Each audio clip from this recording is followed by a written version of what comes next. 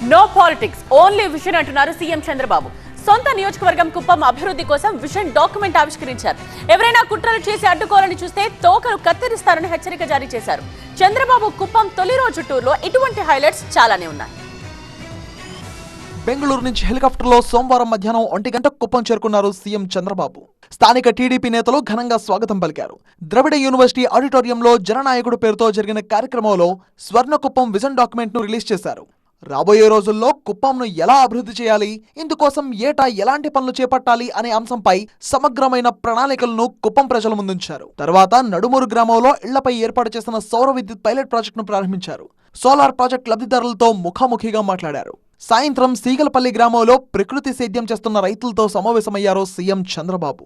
Organic Kuppam concept మీద ప్రసంగించారు. కుప్పంలో రాజకీయం పేరుతో అరాచకాలు సాగిస్తే ఊరుకోరని తోక కత్తిరిస్తా అని హెచ్చరించారు సీఎం. 5 ఏళ్లు ఈ యొక్క కుప్పంలో కూడా అరాచకాలు జరిగాయి. కాళ్లలో భారం, వాపు లేదా అల్సర్ తో బాధపడుతున్నారా? ఇవి వెరికోస్ వెయిన్స్ లక్షణాలే. భారతదేశంలో number 1 varicose veins hospital Avis ను సంప్రదించండి. ఇప్పుడే మీ అపాయింట్మెంట్ ను బుక్ చేసుకోండి. అన్యాయాలు చేశారు, మొత్తం దోపిడీ చేశారు, విధ్వంసం చేశారు.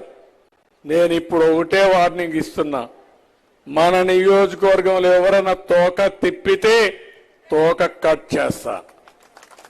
ఎవరిని కూడా వదిలిపెట్టను.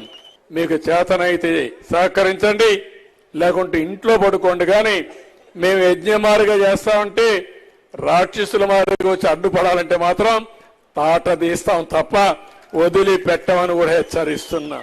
ఇదిలా ఉంటే కుప్పం పర్యటనలో మరో ఆసక్తికర పరిణామం చోటు చేసుకుంది. తనకు పాదాభివందనం చేయబోయిన స్థానిక టీడీపీ నేతను వారించారు సీఎం చంద్రబాబు. అక్కడితో ఆగకుండా తిరిగి అతనికే చంద్రబాబు పాదాభివందనం చేశారు.